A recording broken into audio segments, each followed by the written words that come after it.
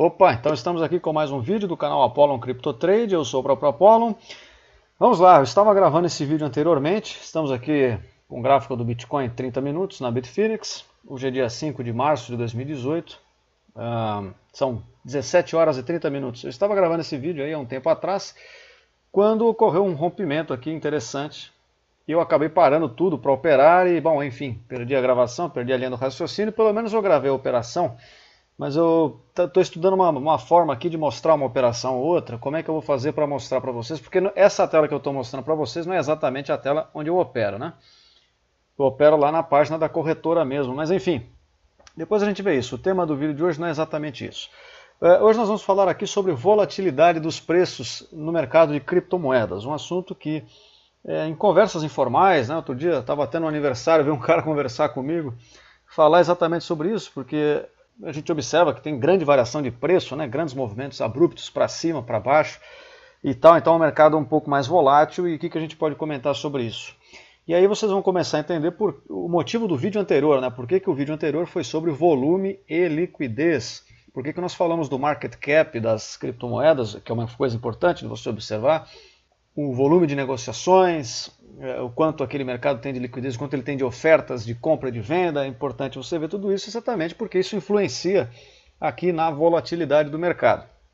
Então, se nós pegarmos os exemplos que nós vimos no último vídeo lá das moedas mais populares, que são mais negociadas, né? O Bitcoin, o token da Ethereum, o próprio Litecoin, que é uma versão light, digamos, do Bitcoin, enfim, essas moedas que têm um volume maior de negociação, tem bastante gente comprando, vendendo e tal, elas têm uma liquidez interessante e o preço delas é um tanto mais estável do que de outras criptomoedas menores, tá certo? Enquanto dessas criptomoedas menores, a gente tem volatilidades realmente extraordinárias, né? Eu já vi alguns casos aí, no período de um dia, de algumas horas, a moeda sobe 200, 300, 400%, e isso não é uma coisa muito comum, não é uma coisa que a gente vê em outros ativos, né, geralmente aí. Embora também, é claro, possa existir fora daqui, né, a gente às vezes no mercado de futuros, opções, aí tem alguns momentos, alguns papéis menores que acabam tendo esse tipo de volatilidade também, mas enfim.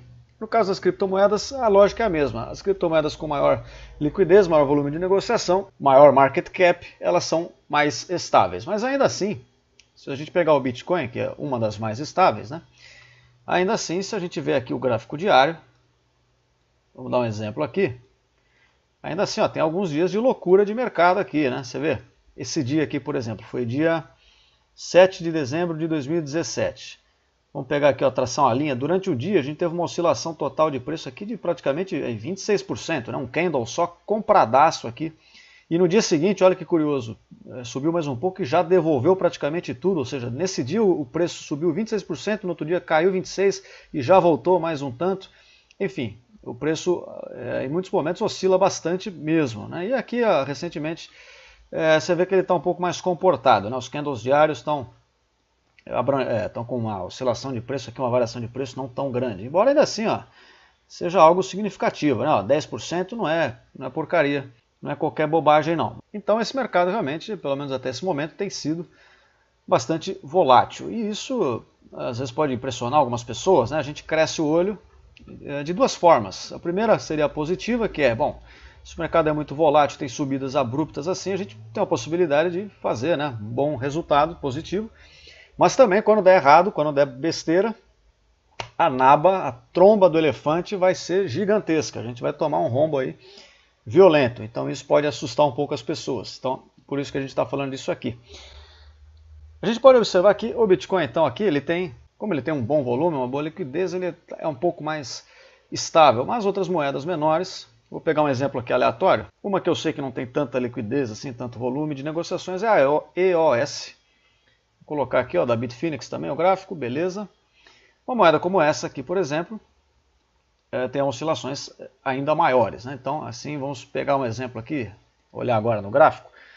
Sei lá, ó, vamos supor o rapaz se empolgou aqui, viu que rompeu esse topo, entrou comprado, comprou 16 trilhões de dólares aí em EOS, mas aí o que aconteceu? O preço foi rejeitado e foi jogado lá para baixo. Ó. Em algumas horas, se o cara não pôs o stop aqui bonitinho, ele já tomou uma naba de 7% nas costas, né? Você vê que outras moedas ao longo do dia, ó, em vários momentos, todos os candles aqui ó, de meia hora, se você vê, eles representam muito, né? Um candle de 2% para cima, aqui outro candle de 4% para cima, aqui um candle de... opa, não foi? De novo, aí, aqui um candle de 2,5, 2,7 para baixo, seguido de outros candles grandes também. Então, enfim, você vê que essas moedas menores têm realmente uma volatilidade um pouco assustadora. Por que isso acontece?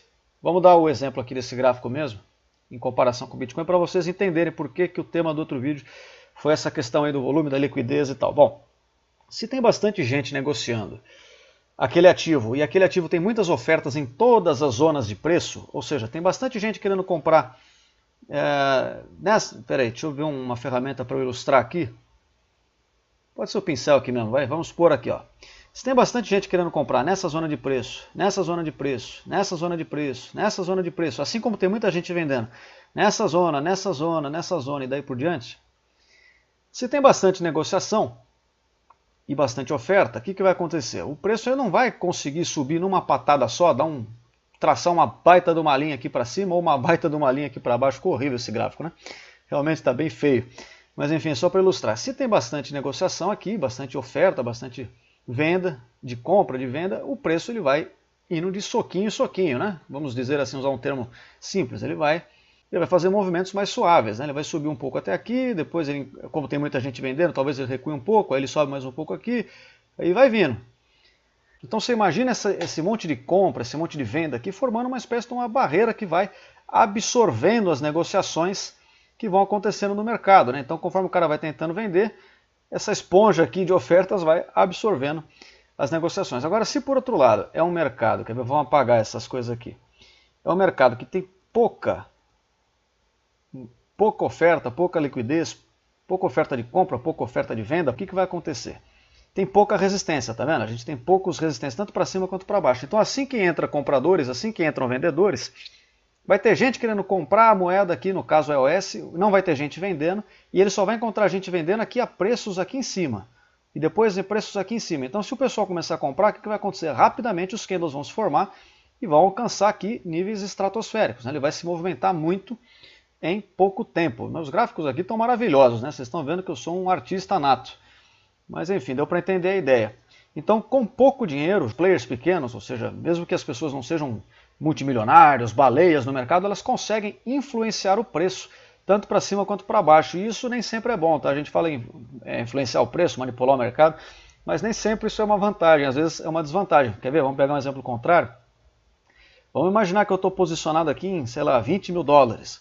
Aí o preço vem aqui para baixo, eu tomo um stop. Eu tinha um stop programado aqui, bonitinho, o preço desce mais um pouco, eu tomo stop. No que eu tomo stop, eu vou executar uma ordem de venda. E aí, se não tem ninguém comprando nessa zona de preço aqui, só vai ter gente comprando aqui embaixo, o meu stop vai ser um stop caro, né? Eu vou tomar um stop e ele vai vai buscar uma oferta aqui embaixo no livro de ofertas. Enfim, o preço se movimenta bastante e eu também posso tomar uma naba um pouco maior.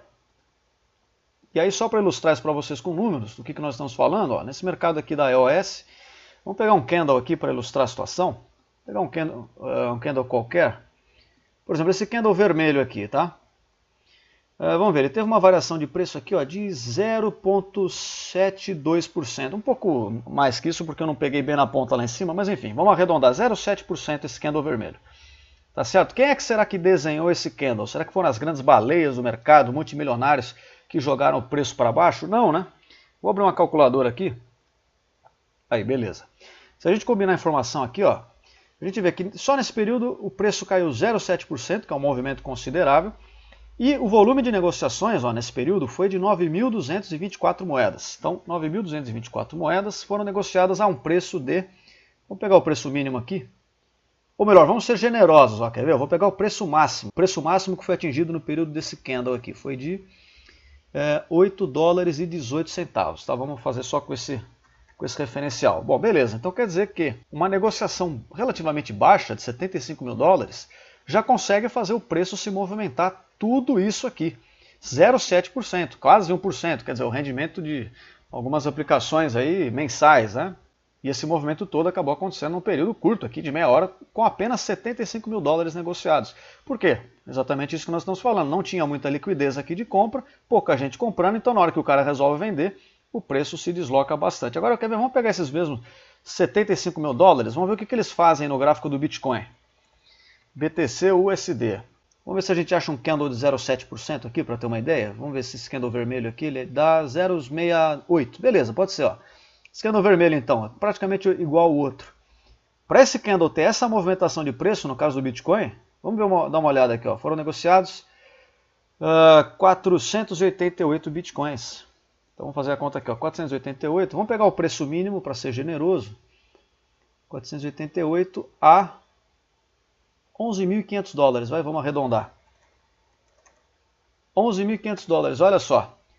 Você percebe que o resultado é de 5 milhões e 600 mil dólares. Não quer dizer, ocorreu nessa área aqui um volume financeiro de negociações muito maior para que o preço se movimentasse proporcionalmente, né, em termos percentuais, a mesma quantidade. Então você vê aqui o mercado com muito mais volume, com muito mais liquidez, com muito mais market cap, ele se torna menos volátil, embora, claro, vez ou outra você ainda tenha alguns momentos de euforia em que o mercado fica completamente louco, que nem a gente mostrou ali aquele candle gigantesco do gráfico diário de subir 25% num dia, né? Realmente é algo assim extraordinário, né? Como no caso deste candle aqui e tal. Enfim, mas isso mostra para vocês que o mercado funciona da mesma forma que qualquer outro. Mercados com muito volume, muita liquidez, muito market cap, muitos milhões, bilhões envolvidos, ele se torna menos suscetível a essas oscilações monumentais, certo? É preciso que você tenha um grande volume financeiro de negociações para fazer o preço se movimentar. Então, esse é o vídeo de hoje, ficou um pouco mais longo, mas é isso aí. Para continuar acompanhando os vídeos deste canal, você se inscreve aqui, deixa nos comentários aí sugestões, avalie o vídeo, diga se está bom, se está ruim, aquela coisa toda. Espero vocês aqui em breve para os próximos vídeos. Por enquanto é isso e até a próxima.